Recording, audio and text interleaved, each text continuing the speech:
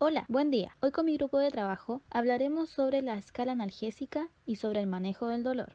¿Qué es el dolor? El dolor es una acción desencadenada por el sistema nervioso que se define como una experiencia sensitiva y emocional desagradable asociada a una lesión tisular potencial o real. Se refiere a potencial o real, dado que, por ejemplo, en una lesión medular, a pesar de haber perdido alguna extremidad, los pacientes refieren sentir dolor en esas zonas. Existen distintos tipos de dolor. Primeramente está, según su duración, el agudo y el crónico. El agudo es limitado en el tiempo y el crónico es ilimitado en el tiempo. Según su patogenia está el neuropático, que es producido por estímulo directo del sistema nervioso central o por lesión de vías nerviosas periféricas. Luego está el nociceptivo, que es el más frecuente y se divide en somático y visceral. Y por último está el psicógeno, que interviene en el ambiente psicosocial que rodea al individuo. Según la localización, se presenta el somático y el visceral. El somático es descrito como un dolor localizado, punzante y que se irradia siguiendo trayectos nerviosos, y el visceral es continuo y profundo y puede irradiarse a zonas alejadas de donde se originó. Luego está, según el curso, que está el continuo y el irruptivo. El continuo persiste a lo largo del día y no desaparece, y el irruptivo está presente en pacientes con patología dolorosa crónica, aparece súbitamente y de una duración relativamente corta. Según la intensidad está el leve, que puede realizar actividades habituales el paciente. Luego está el moderado, que interfiere con las actividades habituales del paciente, y el severo interfiere con el descanso. Finalmente está, según la farmacología, que se divide según la respuesta a los opiáceos. Primeramente está que responde bien, que son los dolores viscerales y los somáticos. Luego parcialmente sensible, que son los dolores óseos y dolor de comprensión de niveles periféricos. Y por último está el escasamente sensible,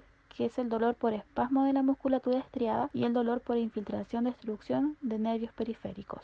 Ya sabiendo la definición de dolor, deberemos basar la medición de este en lo que la persona nos diga o informe. Sin embargo, disponemos de variables, parámetros o escalas que nos registrarán la intensidad del mismo y nos informarán en qué grado de dolor se presenta la persona. Y para esto existen 5 tipos de escalas. Primeramente, nos encontramos con la escala analógica visual. Esta consiste en una escala que va desde el 0 hacia el 10, donde 0 es la ausencia de dolor y 10 es el peor dolor posible. Esta es acompañada de la escala gráfica, que es representada por las expresiones faciales de las personas. En segundo lugar, nos encontramos con la escala verbal simple, la cual se califica de acuerdo a 6 grados, que son sin dolor, dolor suave, dolor leve, dolor moderado, dolor severo y el peor dolor. Luego tenemos la escala de descripciones con palabras, las cuales se califican según adverbios de dolor, los cuales pueden ser ardiente, doloroso, cortante, punzante, entre otros. Por último, tenemos la escala funcional de dolor, la cual se califica con puntuación del 0 al 5, donde 0 es no dolor y 5 es un dolor que impide realizar algún tipo de actividad. Analgesia. La analgesia denota aquellos estados en donde solo participa la modulación de la percepción de dolor. Es, en pocas palabras, la falta de dolor frente a un estímulo que normalmente sería doloroso. Hay varios tipos de medicamentos analgésicos, en los cuales se destacan dos grandes grupos, los analgésicos no opioides y los analgésicos opioides. Los analgésicos no opioides incluyen el paracetamol, los analgésicos de la familia del ibuprofeno y los Coxif, mientras que los analgésicos opioides son analgésicos más potentes y requieren receta médica. En estos podemos encontrar el tramadol, el fentanilo y la morfina.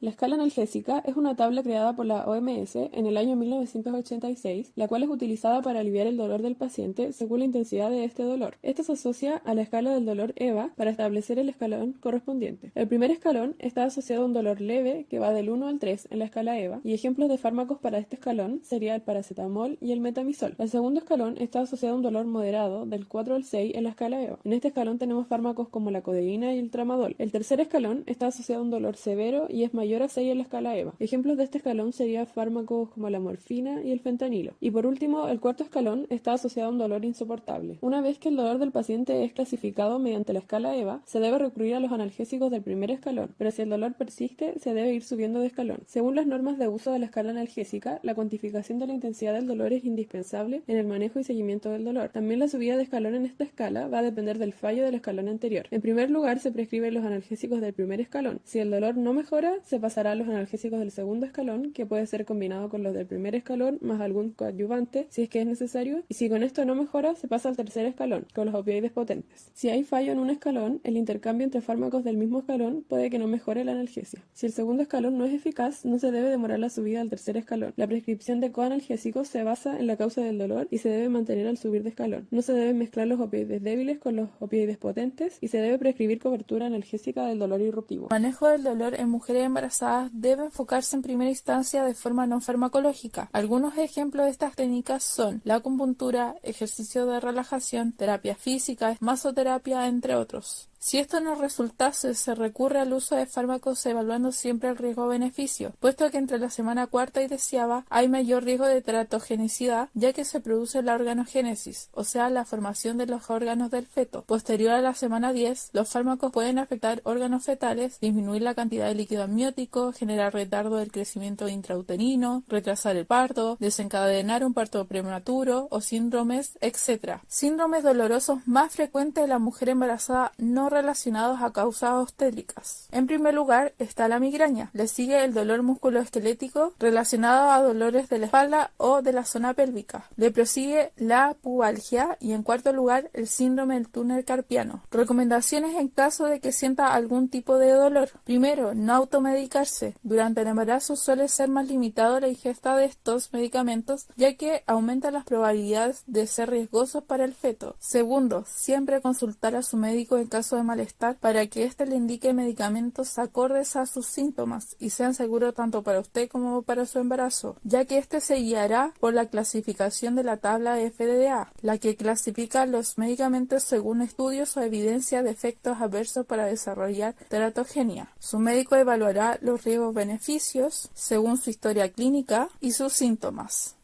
Bueno, esperamos que les haya gustado este video y que les sea de mucha ayuda. Muchas gracias.